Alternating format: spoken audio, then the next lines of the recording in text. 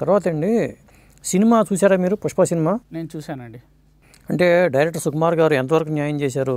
ఈ సినిమా నేను పుస్తకం రాస్తున్న ఆల్మోస్ట్ అయిపోతున్న టైంలోనే సినిమా కూడా ప్యారలల్గా జరుగుతుంది. అయితే నేను కూడా ఆసక్తికరంగా గమనించాను దీన్ని. సినిమా కూడా ఫస్ట్ రోజే చూశాను నేను. ఓకే, ఏం తీశారు ఏంటి ఎంతవరకు మీరు అన్నట్లు. అయితే ఇక్కడ ఒకటి మనం అర్థం చేసుకోవాల్సి నాకు అనిపించింది ఏంటంటే, నేను పరిశోధించి రాసిన దాంట్లో కనీసం ఒక 5% వరకు సినిమాలో కనిపించింది నాకు. ఓకే, ఆయనే అన్నారు సుకుమార్ ఒక ఇంటర్వ్యూలో 1% మాత్రమే నేను సేకరించిన దాంట్లో తీయగలిగానని. That means he has done some good research. అయితే ఇక్కడ బ్యాక్గ్రౌండ్ తీసుకున్నారు. అసలు ఎర్రచందనం బ్యాక్గ్రౌండ్తో వచ్చిన తొలి సినిమా నాది. ఎర్రచందనం బ్యాక్గ్రౌండ్తో వచ్చిన తొలి పుస్తకం ఇంగ్లీష్లో. అవును, ఆ బ్యాక్గ్రౌండే గొప్ప బ్యాక్గ్రౌండ్. అయితే ఇక్కడ సినిమాలో మనకి ఇప్పుడు అతను కంప్లీట్గా ఎర్రచందనం బేస్డ్గానే తీయలేదు సినిమా. ఎందుకంటే ఒక లవ్ స్టోరీ, కమర్షియల్ ఎలిమెంట్స్ ఉండాలి కదా. ఒక అమ్మ ప్రేమ పెట్టాడు, లేకపోతే కొంత ఫ్రిక్షన్ తీసుకొచ్చాడు. అయితే దాన్ని మనం సినిమా అంటే సబ్జెక్ట్కి న్యాయం చేయగలిగాడా అంటే ఇంకా బాగా డెప్త్కి వెళ్ళి ఉండవచ్చు. ఓకే, బట్ నాకు అనిపించింది అంటే ఇఫ్ సినిమాటిక్ లిబర్టీస్, బికాజ్ అతనికి you have to earn money out of the film. అంతే. సో పబ్లిక్ని ఐ థింక్ యూ కెన్ ఆయన మళ్ళా అంటే డెప్త్కి వెళ్ళి ఏదో రెండో సినిమా ఒకటి దెన్ సిరీస్ అంటున్నారు. బహుశా దాంట్లో ఏమన్నా ఇంకా ఎక్కువ డెప్త్కి వెళ్తారేమో చూడాలి. బట్ ఐ కెన్ సే సినిమాలో బ్యాక్గ్రౌండ్ తీసుకోవడం మంచి తీసుకున్నారు. కొన్ని సన్నివేశాలు కూడా అంటే స్మగ్లింగ్ చేసే విధానంలో ఆయన పాల ట్యాంకర్లోంచి దాంట్లో పంపిస్తారు. అలాగనే ఇంకా రకరకాలుగా చేస్తూ ఉండేవాళ్ళ. స్మగ్లింగ్ చాలా రకాలండి.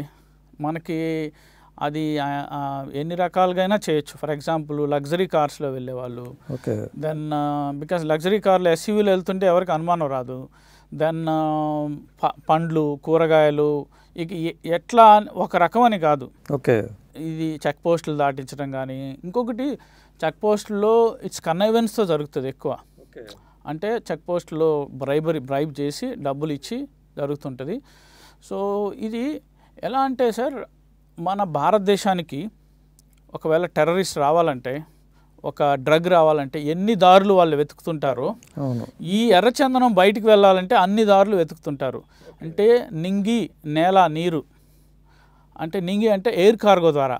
ఎయిర్ కార్గోలో ఏమవుతుందంటే Bengaluru air cargo, Hyderabad air cargo, Chennai air cargo, ఇలా డిఫరెంట్ ఎయిర్పోర్ట్ల నుంచి ఒక ఎక్స్పోర్టర్ ఉంటాడు. ఓకే, ఈ ఎక్స్పోర్టర్స్ ఏంటంటే మేము ఐరన్ పైపులు, లేకపోతే పత్తి, లేకపోతే ఇంకొకటి ఏదైనా పంపుతున్నాం అని చెప్తారు.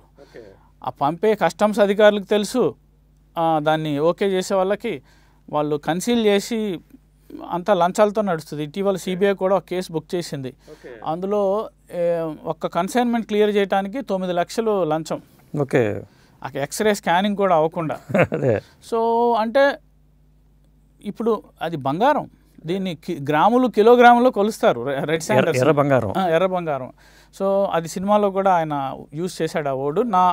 నా చాప్టర్ కూడా introduction the red gold. Okay, అయితే నీరు అంటే ఎక్కువగా సీ పోర్టుల ద్వారా వెళ్తుంటుంది. చెన్నై పోర్టు, కృష్ణపట్నం, వైజాగ్, మీకు తుతికోను. అసలు ప్రపంచం ఈ భారతదేశంలో ఉన్న అన్ని పోర్టుల నుంచి వెళ్తుందండి. దుబాయ్ వెళ్తుంది, సింగపూర్ వెళ్తుంది, హాంకాంగ్ వెళ్తుంది, అక్కడి నుంచి మళ్ళీ చైనా, జపాన్ వెళ్తుంది. సో అది అంతిమంగా చేరేది చైనాకి, జపాన్కే. అల్టిమేట్గా చైనా, జపాను, కొంత సౌత్ కొరియా, బట్ మెయిన్గా చైనా, జపాను. చైనా ఎక్కువ. సో ఇంకొక మార్గం ఏంటంటే ల్యాండ్ రూట్. ఓకే, మనకి మయన్మారు అంటే బర్మా ఒక ల్యాండ్ రూట్, ఆ మిజోరం నుంచి వెళ్ళటం. ఇప్పుడు నా పుస్తకం కూడా చాలామంది బెంగాల్ నుంచి, మిజోరం నుంచి IRS ఆఫీసర్లు కూడా నాకు ఆర్డర్ ఇచ్చారు అమెజాన్లో. ఓకే, అంటే వాళ్ళకి ఇంట్రెస్ట్, ఇది ఏంటి, ఎక్కడ ఆరిజిన్ ఇక్కడే కదా, మనం రాయలసీమ. మీకు ఎర్రచందనం ఎక్కడ సీజ్ చేసిన భూప్రపంచంలో ఆ క్వాలిటీ ఎర్రచందనం తప్పకుండా అది రాయలసీమదే. ఓకే, సో ఇంత దానికి నేను దాంట్లో రాశాను. ఎన్ని చెట్లు నరుకుంటారు? సుమారు ఒక 60 లక్షల చెట్లు ఈ 2 దశాబ్దాల్లో నరుకుంటారు.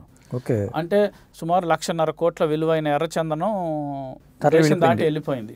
అందులో పట్టుకున్నారు 10%. ఓకే. అంటే 1500 మెట్రిక్ టన్నులు.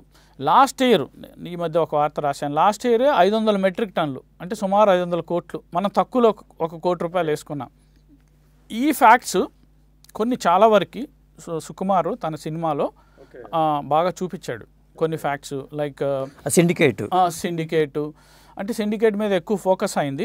ఇక్కడ నేను నా పరిశోధనలో నేను చూసింది ఏంటంటే, మోర్ దాన్ ఎ సిండికేట్, ఒక ఇండిపెండెంట్గా మాడ్యూల్గా ఒక టెర్రరిస్టులు ఎక్కడైతే ఆ బాంబు పెట్టేవాడికి, తయారు చేసేవాడికి, లేకపోతే ఎవరికెవరికి తెలియదు. సో డిఫరెంట్ మాడ్యూల్స్లో నడుస్తుంటుంది. సో ఇది ఒక ఎంత వ్యవస్థీకృతం అయిందంటే ఒక ఆర్గనైజ్డ్ క్రైమ్గా అవతరించింది. ఆర్గనైజ్డ్ క్రైమ్ అంటే పెద్ద పెద్ద, ఇప్పుడు మనం చూస్తుంటాము నక్షత్ర తాబేళ్ళు పోతుంటాయి.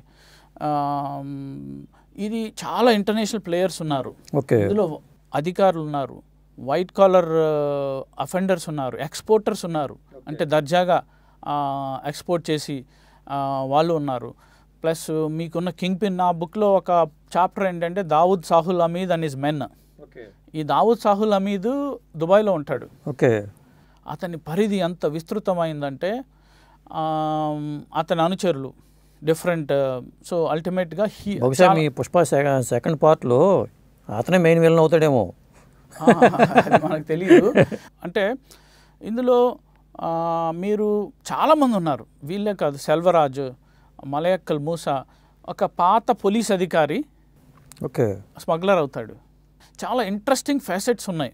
ఒకవేళ అంటే సుకుమార్ కనుక ఇవన్నీ తీసుకొని ఉంటే ఒక్కొక్క ఇన్సిడెంట్, ఒక 2 ఫారెస్ట్ అధికారులను రాళ్లతో కొట్టి చంపుతారు స్మగ్లర్. దాని గురించి నేను ఎక్స్ప్లెయిన్ చేశాను. డేవిడ్ కరుణాకర్, ఇంకొక టాస్క్ ఫోర్స్లో ఉన్న అధికారులు, వాళ్ళ మీద వచ్చిన అవినీతి ఆరోపణలు, లేకపోతే ఈ హోల్ నెక్సెస్ మనకు అక్కడ కొంత చూపించారు, రాజకీయ నాయకులు లేకపోతే. But I think we should respect cinematic liberties. ఏంటి వాస్తవం జరిగిందే తీయాలని కాదు సినిమాలో. నా పుస్తకం it's not a fiction, it's a fact based పుస్తకం. సో సినిమాని మనం సుకుమార్ ఇదంతా ఎందుకు తీయలేదని మనం అడగటానికి లేదు, ఎందుకంటే ఆయనకి సినిమాటిక్ లిబర్టీస్ ఉన్నాయి. ప్లస్ సినిమాకి నాకు అనిపించింది చాలా హైలైట్ ఆ బ్యాక్గ్రౌండ్ ఆఫ్ సబ్జెక్ట్ బ్యాక్గ్రౌండ్. రెండోది నాకు అనిపించింది ఏంటంటే అల్లు అర్జున్ యాక్షన్ చాలా అద్భుతంగా చేశాడు. ప్లస్ ఓవరాల్గా they could drive the point. But ultimately మనం ఈ సినిమా సామాజిక ప్రయోజనమా సామాజిక కోణమా అని మనం ఆలోచించినప్పుడు, ఇప్పుడు సామాజిక ప్రయోజనం అంటే బహుశా డిస్కషన్ అయింది సబ్జెక్ట్ మీద, చర్చించుకుంటున్నాం అదే కదా. ఇప్పుడు నా పుస్తకం నేను రాశాను, నా పుస్తకం మీద రమణ గారు వచ్చారు కాబట్టి కొంత డిస్కషన్ అయింది, పుస్తకం సబ్జెక్ట్ కాబట్టి కొంత అయింటుంది, ఇప్పుడు సినిమా లింక్ ఉంది కాబట్టి ఇంకా ఎక్కువ అయి ఉండొచ్చు.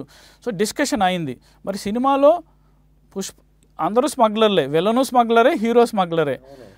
మంచి స్మగ్లరు చెడ్డ స్మగ్లర్ అని చూపించారు, అది సినిమాటిక్ లిబర్టీ అంతే. స్మగ్లర్లు అందరూ దొంగలే, దెర్ ఇస్ నో మంచి స్మగ్లరు, దెర్ ఇస్ నో చెడ్డ స్మగ్లరు, బికాజ్ వాళ్ళు ప్రకృతి సంపదను దోచుకుంటున్నారు.